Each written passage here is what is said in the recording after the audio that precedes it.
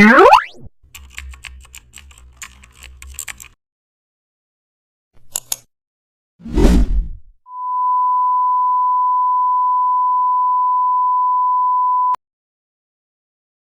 back to the channel. Don't forget to like, share and subscribe for more update. Today we are explore hanging price tag with hole using custom shape. Open Photoshop and create a new canvas. Then select the custom shape tool from the toolbar. Choose a price tag shape and draw the tag vertically on the canvas. Change its fill color to the neutral tone and select the lisp tool. Draw a small circle near the top of the tag. Change the circle color to the darker shade. Align the circle perfectly in the center and duplicate the circle. Resize the duplicate slightly smaller. Change its color to white to create a hole effect.